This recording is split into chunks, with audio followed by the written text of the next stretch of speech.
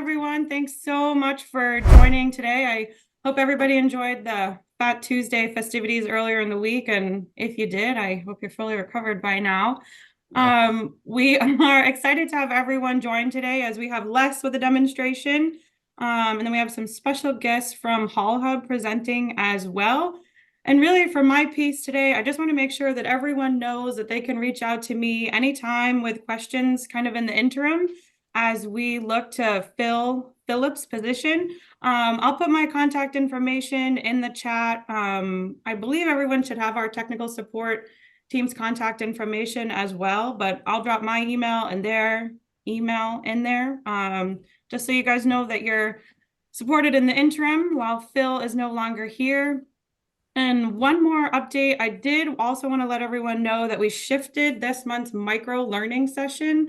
So instead of being on the 29th, it's actually going to be next Thursday on the 22nd. We can send out the link again. So it'll be Thursday the 22nd at 1 p.m. Central. And Gabby from HeadLight, who I'm sure a lot of you know, Gabby is going to be diving into the HeadLight ATM. So that will be a great session to join.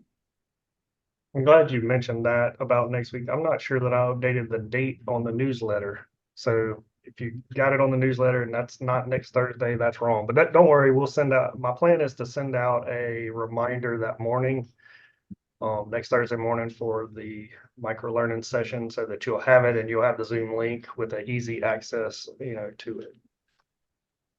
Awesome. And then Les, you want to get going or do you want me to give everyone a couple more minutes? I didn't get any emails that anyone joined that other session. I think we're good to go. If we want to just kick off our Q&A session, this is that's pretty much what we do every time. So Okay. yeah. Well, Kevin isn't here, so we have no one to pick on. But before we jump into the demonstrations, is there any questions anybody has or anything anyone wants to chat about?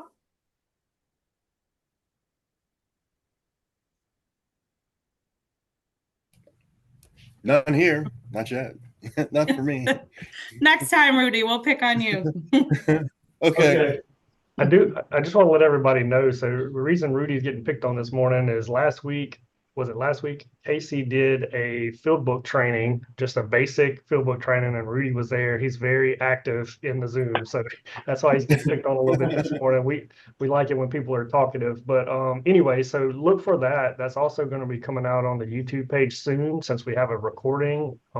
It's very basic. It is not an advanced level. And so, we'll get that up on the YouTube page just for when you have newcomers.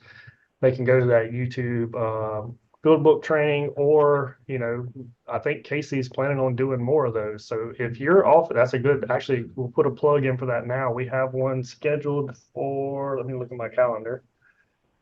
The next one's the 27th.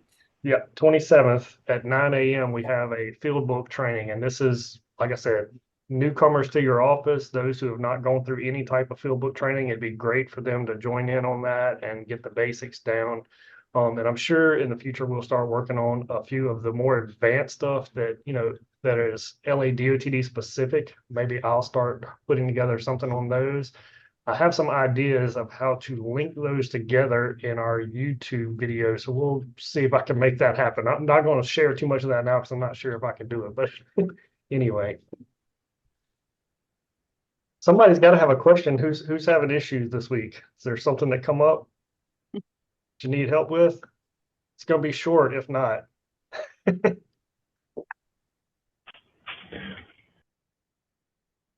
Kevin, everything going okay with you down there? Ashton, Yes, can you hear me? Yeah, who we got? Jimbo. Hey, Yeah. Jim. Hey, man. Oh, yeah. Hey, the Facebook, the YouTube page. How do we access that? What is a certain link? Yeah, so there's a link. Did you get the newsletter this morning? That's going to be your fastest way to get to newsletter, and it has a link to it there. But let me look it up right now, and I'll drop it in the chat also. That'll probably be good. Okay. It's like LADOTD HQ construction. I think you can search that, but Hold on, I'm almost there.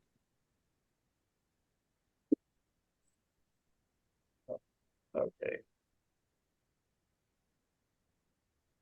Now let me get back to the Zoom. No, Right. Leslie, the only thing we really had was with Kyle Miller. Oh, yeah. About the messages, Yeah. that was about the only thing that came up this week. Yeah, we can discuss that a little bit. So for right now, Jimbo, I dropped that link in the chat right there if you want to copy it and try to get Okay. there. Yeah, I see it. Okay, thank you. Here, I'll throw out a plug. If you subscribe to it, hit the little bell, I think. I'm not sure how you subscribe to it, but you can subscribe to the channel, and every time I update it, so every time I add a webinar or training to it, you'll get a notification that it's there. So that's a good reminder for you. Okay. And then, yeah, so let me bring up what Kevin was talking about. So, and I would really love some feedback on this if anybody's having the same issue, because we're trying to work through it and figure out what's going on. So I have a unit in District 62 that has been using the soil moisture density form. And they are just trying to enter a density, TR401 density. And what has happened is they fill out the sample ID, attach the soil moisture density form to the sample ID, and fill out the form for the density. And then when they go back to the sample, there is a test. Sometimes it adds a TR415 3-point curve test to the sample, even though they did not want that test to be added. And sometimes it adds a TR403 moisture test to the sample, even though they did not add it on the sample side. Now, to give you a little background on that, so what happens is LePave is the vehicle we use to sync the data from HeadLight form. It goes through LePave into Site Manager LIMS, right? And so Patrick, I think, coded it to where if you start filling out a section of the HeadLight form, the moisture or the TR415, if you start filling out a section in the form, LePave assumes that you just forgot to add the test. And so sometimes it'll add or it will add a test for you if you fill out something there. Now, what is going on with this unit, though, is that they are not entering any information into those sections, and it's still adding a test. So if any of you have been using the soil moisture density form and you've noticed that it's adding tests that you did not intend, and you're not filling out those sections, please let us know. I mean, I'll just ask the question now. Is anybody using that and experiencing that? I don't know if anybody else has been using it lately. Yes, They- I they- had the problem last. You have that problem? Yes. Okay. So is it adding the same type of test? Is it adding moistures and 3-point curves? That's the 3-point curve every time. And I got to go in there and take it off before I got to edit, take it off, and then save it to get it to go away. Okay. All right. Thanks for that, Amber. I'm glad to hear that it's not just one unit doing it, that it's happening to everything. Patrick, I see you're on. I think what is happening, this might help us solve the issue for the 3-point curve at least, is that you enter into the same section, you enter the optimum moisture and your proctor, and that's in the same section as the 3-point curve. So I'm wondering if LePave's picking up even just when you enter that basic information and add a test, because I noticed it was there in LIMS. Like if you look at the test results in LIMS, those two things were entered in there. So anyway, we can talk about it after the Zoom. Look at that this morning. We'll break it down and get it right. Well, it's good to know that other people are having that issue, because sometimes it's hard when one person is having the issue to track it down and figure out what's going on. Thanks for bringing that up, Kevin Barbier. To use last names, which I guess our other Kevin's not on here right We are also having issues with, like, once we create a document, all of our stuff disappears. Every report that we've ever made, all of our narrations, anything in our spreadsheets, it all disappears. And then we get out and go back in for it to come back. All right, that's a lot. Let me try to process this. So when you create a form, No, so at the end of we usually come in the next morning and we select all and we hit create document to create our report. Mm-hmm. Everything disappears and we all get up in a panic because we think we just lost everything. And it's happened to several of us, me, Mr. Harry, Anthony, everything will just disappear. And then we got to shut everything, our iPads down and go back in there and then everything will reappear. Okay, and so I kind of heard you say, so that is definitely happening in the app, right? So this is when you're trying to submit your report from the app. So you're saying when you load the cart, right, with all your stuff, it shows 0 observations. Is that what you're saying? Yeah. Okay. Casey, we can take that down as something to go back because that sounds like an app issue. Like it might be, there's probably something with, I don't know how all stuff works. This is me assuming it's probably something with the local storage on the iPad.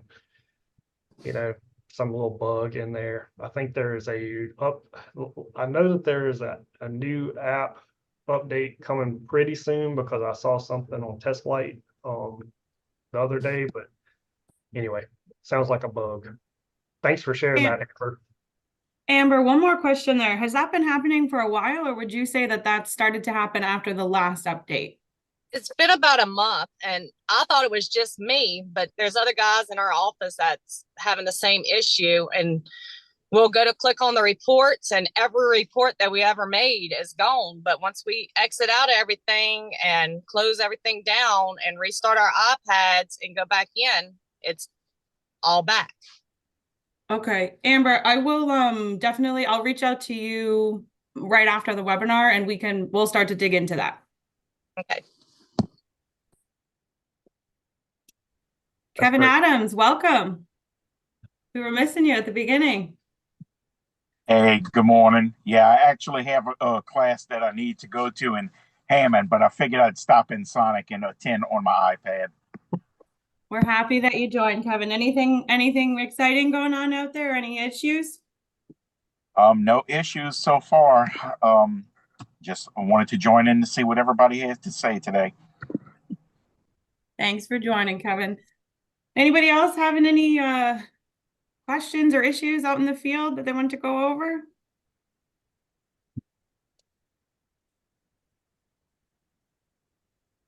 Les, anything else, or you want to dive right into our demo?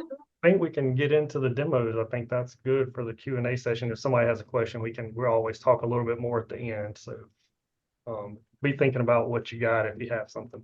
So anyway, I guess I'll kick off. I wanted to introduce, I know you all have met Alex a couple times on our webinars, but Alex is from HaulHub, who is the vendor we're using for e-ticketing in Louisiana. And I think he's coming on today to share just a brief kind of overview of what their app can do and kind of how we're using it.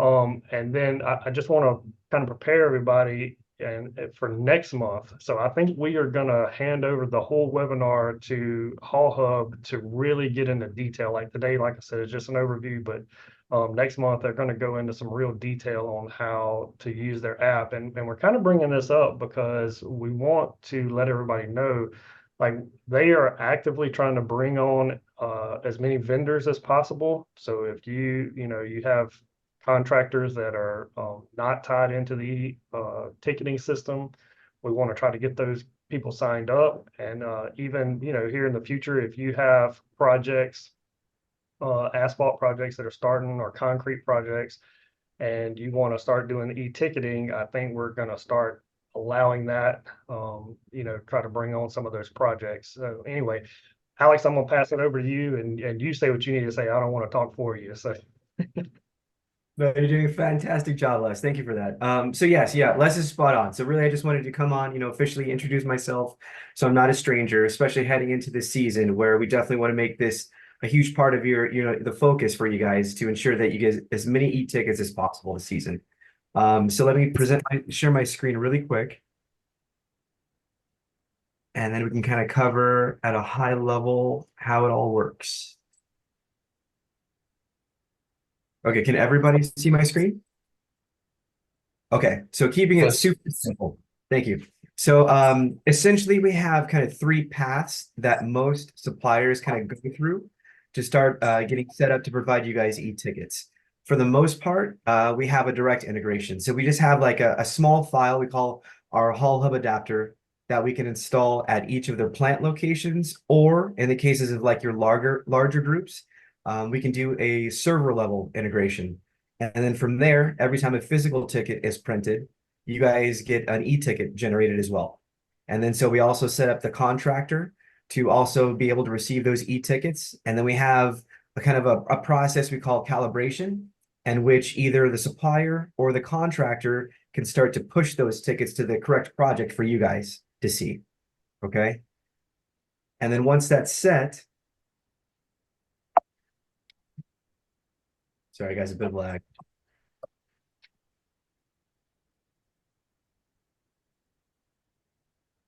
While I get this situated, have you guys all seen the DOT e-ticketing app?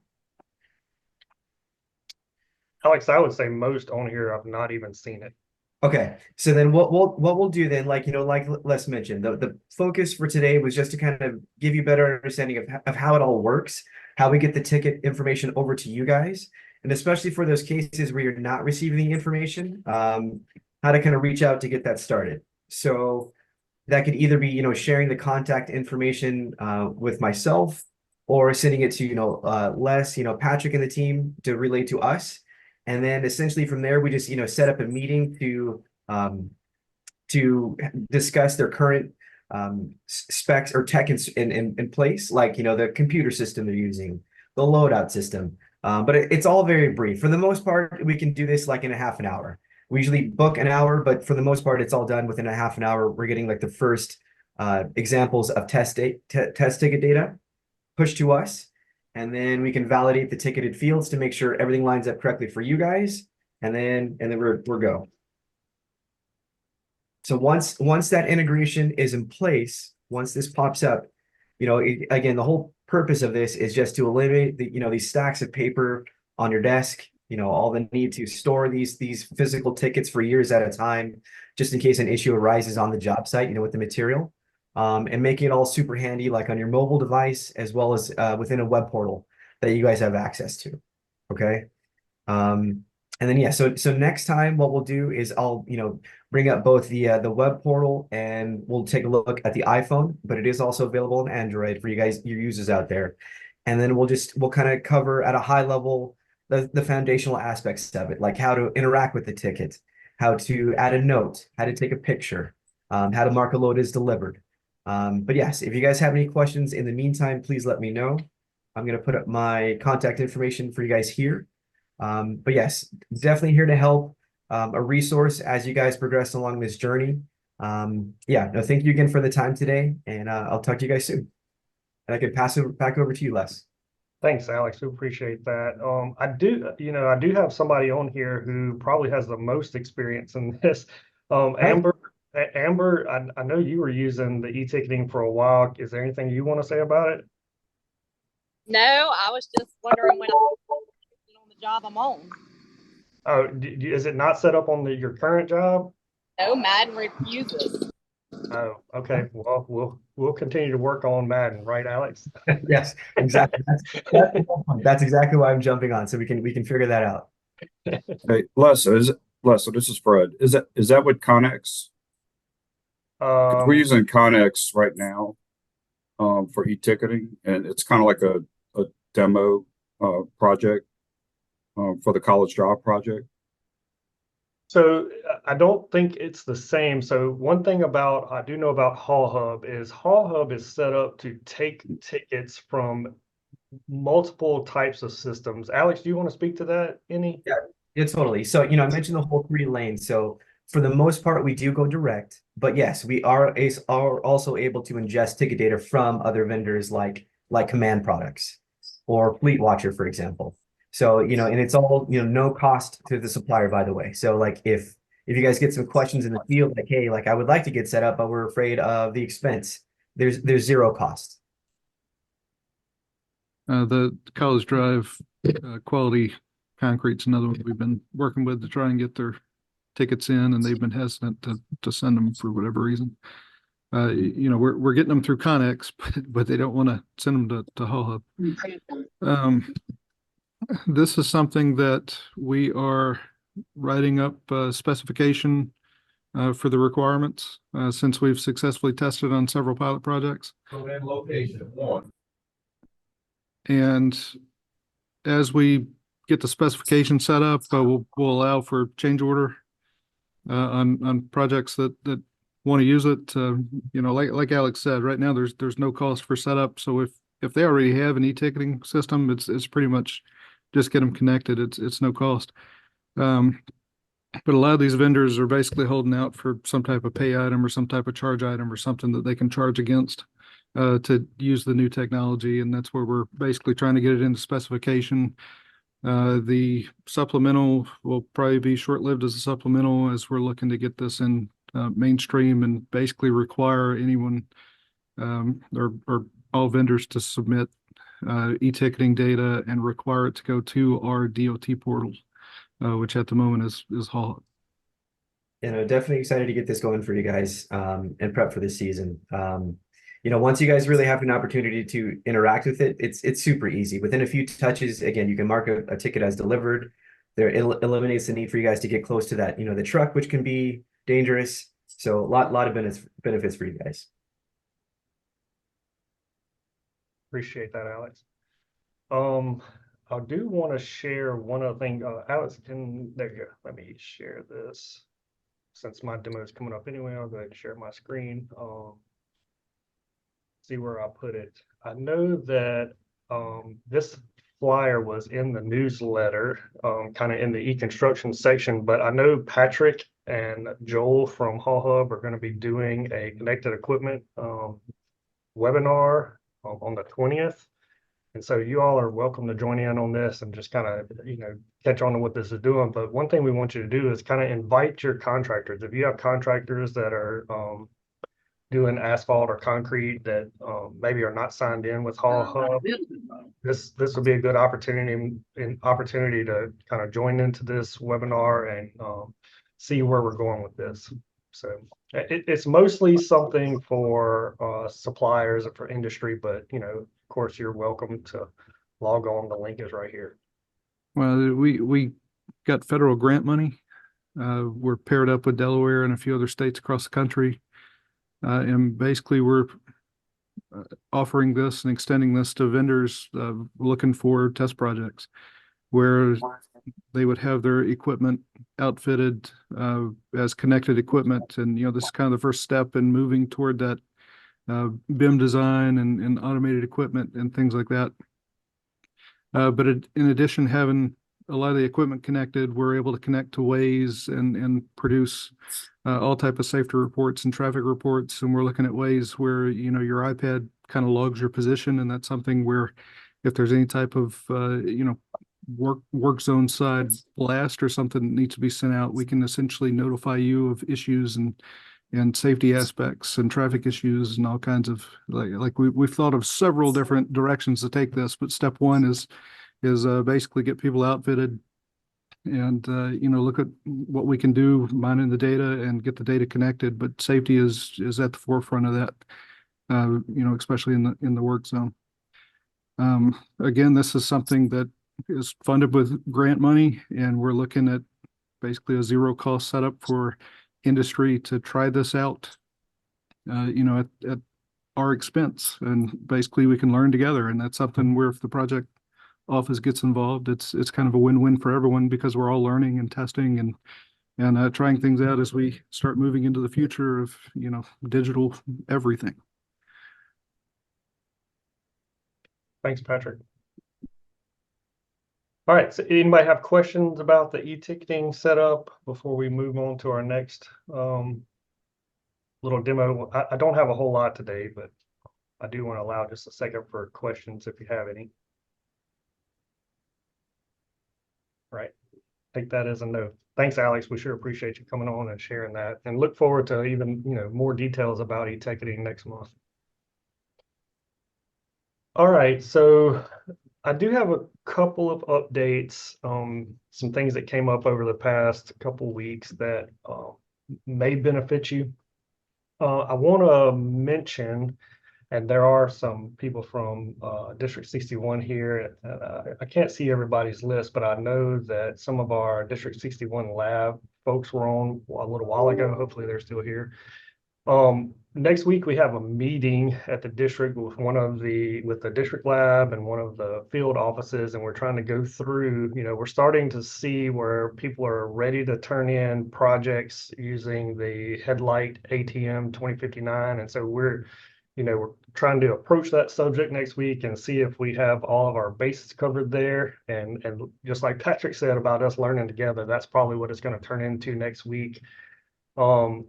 Amber, your group is also welcome to join in on that if you want. I'll send you guys the link. I thought about y'all the other day. Y'all are probably close to doing the same thing, so it might be good for you to sit in. I am going to create, right now it's an in-person meeting at the district, but I'm going to create a Zoom link so that HeadLight can join in and take notes and make sure, those bases are covered there. So anyway, I'll send that out to you. So to get started, everyone can still see my screen, right? Yeah, okay, we're up.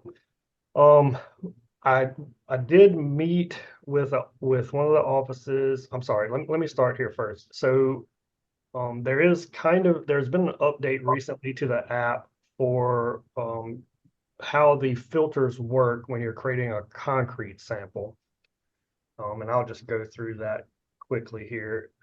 If you follow the standard advice that we give, it's not really an issue, but even today, when I try to do a concrete sample here, I followed my old steps and probably something that you guys are doing as well.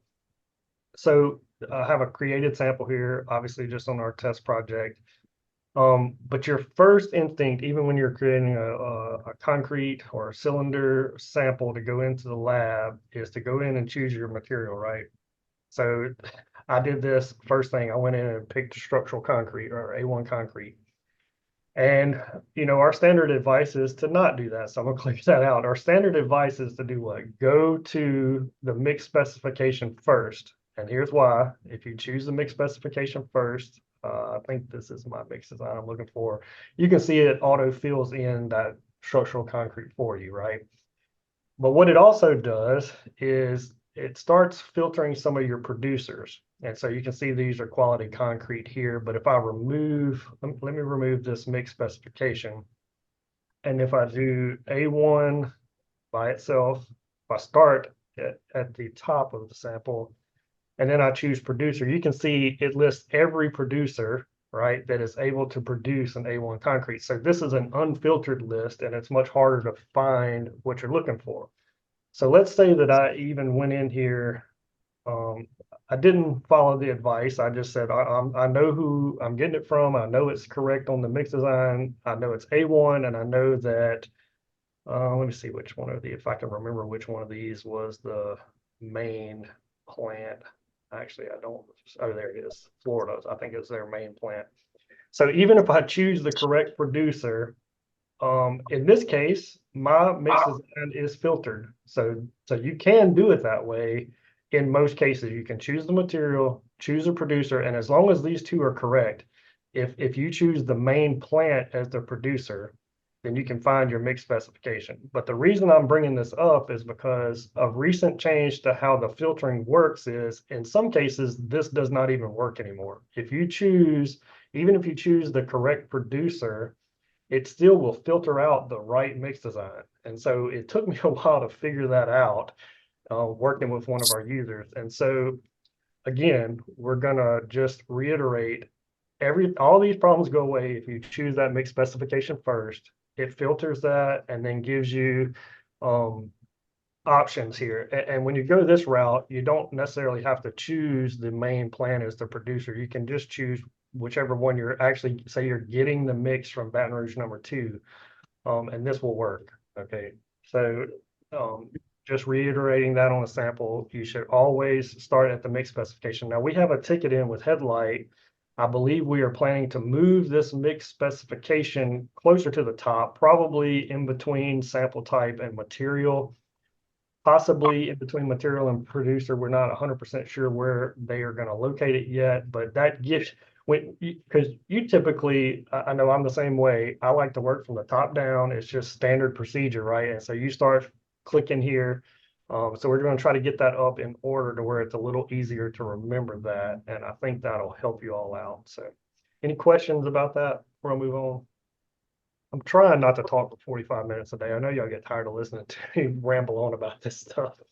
So, okay, so we got the select mix design covered. Now, another thing that came up this week, and it kind of precedes that District 61 meeting we're having next week about ATMs. So I went and met with one of our field units. And I had kind of discovered this a few weeks ago, is that when the lab goes in to start reviewing a 2059 ATM in HeadLight, let's say they want to go look at CDs, it is very difficult to filter those CDs to be able to view them in an orderly manner. So, right now, I'm not sure if everybody does this the same way, but I think the standard procedure now is the field offices will put together a binder, and those binders have categories like Section 203, Section 302, Section 502 asphalt, right? And so it's a physical paper binder that has those tabs in it, and you will take your CDs, CAs, CCs, and you're sticking them where they go in that binder under those categories. And so trying to think about that digitally, we don't have a binder anywhere. So it's hard to, get all of those CDs in an order that is easy for that lab to see. So right now I'm in the test project. And let me just go to forms, and I should have looked at this before I started, but so I have a hydro seeding CDs here. I'll just choose this. And there's probably nothing here. I probably deleted it a long time ago. But anyway, if this was an observation or a form I had filled out in HeadLight materials and it had a hydroseeding CD here, that's easy enough to find, right? It's one ID. So I could show the lab how to do this and they would be like, okay, no problem. I can get there, fairly easy to go see this. The problem happens when you have a situation like, let's use the example of base course. So there might be 50 forms where you've uploaded cement CDs, right, to the project. And so you would have 50 different forms here. And if you named them all very well, it might be easy for you to search one thing and pull up all 50 of those. But then the lab would have to click on each one and try to see those CDs in that route. So thinking through that, one of the guys there said, well, why don't we kind of discovered that in HeadLight materials, when you create a sample ID, and I went ahead and created this ahead of time so it wouldn't take very long to do. So let's say you name it base CDs, right? And then you have your material code, all that is selected for you, or you've already pre-selected that. You've got your field global attached and your destination lab attached. And so what the standard advice now, or has been, is that you would create a form, you would attach, there's two types. You can either do sample test result, which holds images, and it also holds PDFs. So if you're getting CDs from the contractor through email, sample test result probably works best, or supporting image form. And I'm going to use supporting image form for right now, just because I want to show you something with it. So you would add that supporting image form to the sample ID, and this will tie your image CDs to a sample ID, which does make them a little easier to find, right? Because you can search for material codes. Give it just a second for this to load. And so what we have been recommending to this point is that once you have your sample ID, you create your form, we're going to attach an image of the CD. Wow, this is taking a long time to load. It was faster than this earlier. Seems like every time I get on a webinar and I'm on a Zoom call, it just eats up my bandwidth. So anyway, and we would add the image of a CD, and I think I have one on my desktop here. but this says subgrade, but we're going to use it for base course. All right. And so you upload your CDs to that, and then you can title it because this creates an observation in field book. So I'm going to name it that. And then one thing you could also do, this is something we kind of discovered that will be easier for the lab or easier for your field office, honestly, is maybe put the total tons that this represents on your of cement. I think that's right. I added it up a while ago. I guess it doesn't matter since it's an example. And we're going to add that to the form and wait for it to load up. Okay, when this media appears here, then you know that it's complete and everything's done. And that's something you have to be careful with on the iPad in the field, because if you're in a low service area, you want to make sure you see that picture actually show up in the form before you close out. But that's your indication that it's there. And just to show you what happens here in the test project, when you reload it, you will see the observation is created. So in a few, maybe a minute or so, the image will load here once it gets over to the server. So that's going to take a couple minutes. Now, so typically you're done. And like I said, that would be pretty difficult for the lab to go through and have to do individually. But what we found is somebody said, well, why don't we just upload multiple ones to the same sample ID? And I was like, okay, that's a light bulb moment, right? I never thought that way before. And so you can, and it's very easy. Whoever uploaded the first one, who is typically going to be your lead inspector on the project, they go find their CD sample, click back into the form, right? And it's going to take a second for this to load again, but I want to go through the steps so you actually see, like, this is closing out, and this would be like maybe 2 days later when you're cutting cement again. Right. Just a second for it to load, everybody. All right, and so you can add multiple images. So you just hit add image again. You add your second, whatever, CDs you got that day.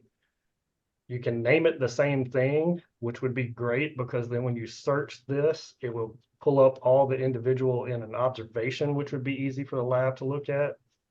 You could also put the tons in here again, complete, wait for the image to load.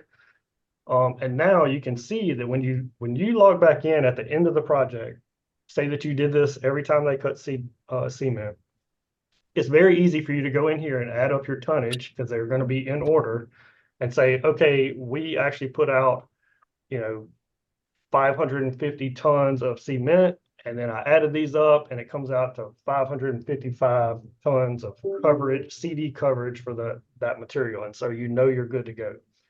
And then the lab, all they have to do is find this one sample ID and come and view all the CDs if that's what they want to do, right? So it puts it all into, I like to call it the kind of like putting it into that digital binder that you would create. You could even name, maybe even name the sample that way. You could name the sample 302, CDs or something along that way. And that's like putting them in that binder. It was a good update to our procedure, and I just want to make sure everybody knew that. Somebody have a question? Maybe just somebody. I also want to point out, and this is why I chose the supporting image form and not the other one, is that on the same sample ID, you can also add the sample test result form, because you can add 2 different types of form. It will not allow you to add 2 supporting image forms, but it lets you add a supporting image and a sample test result. And if you choose to go this way, there are some things in here that are not necessarily useful right now. Like this, you can select a test and select pass if you want. This really doesn't change anything. It would just match what the sample says.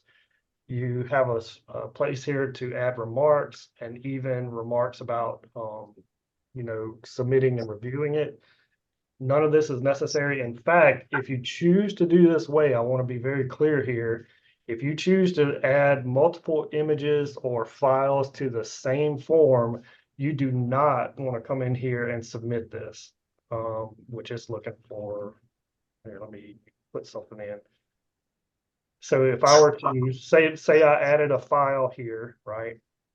And I save this sample, you do not want to come in here and submit this, and especially not have somebody approve it or review it, I guess would be the correct thing there. Because then you will not be able to go back in and add to it. So you leave it open throughout the entirety of the project, and you can add multiple images or files to the same form.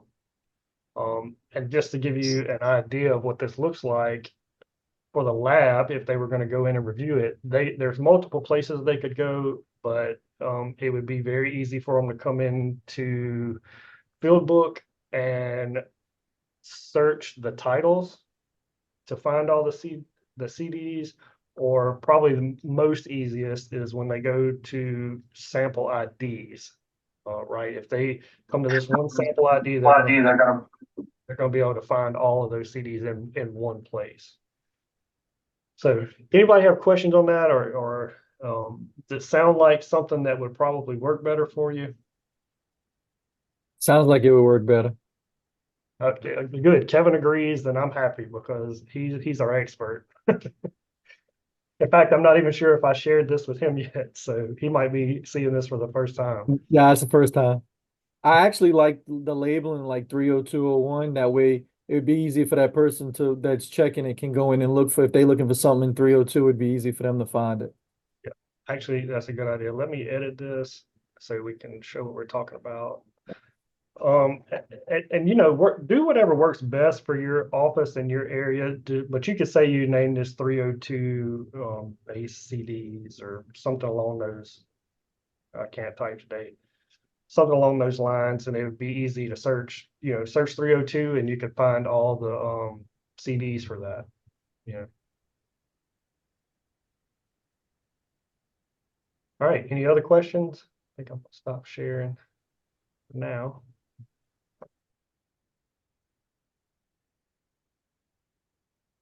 All right, well, I think that concludes all the demos. So unless somebody thought of another Q&A type, deal, if you have other questions about something else, we'll try to handle that. All right, seems like it's going to be a 45-minute webinar today. All right, well, if there's no other questions, is Patrick still on? Patrick, was there anything else you wanted to say in closing, or anything else you wanted to mention? Just anything and everything. If you have an issue, screenshot it, send it our way. And Amber, I'll follow up with you right after the webinar on that issue you brought up earlier. So I will shoot you an email. Okay, thank you. Just a question Rudy, on a anything personal from level. you? Just a little one. Is it possible, Les, or you can get me on Site Manager? So How do I get a username or a password to just get on site? Actually, let me share so I can show you the steps in that. This will be good for everybody to see. I'm probably gonna miss this. I'm probably gonna mess this up. Let me see if I can remember where you go, because I don't normally do this step. I believe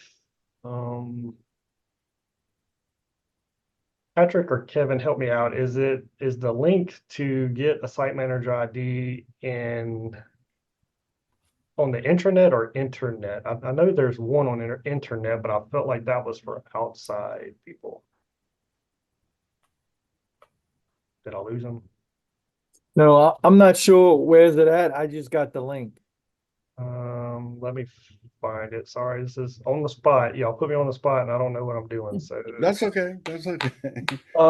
Let's see, engineering, and we'll go to construction, and then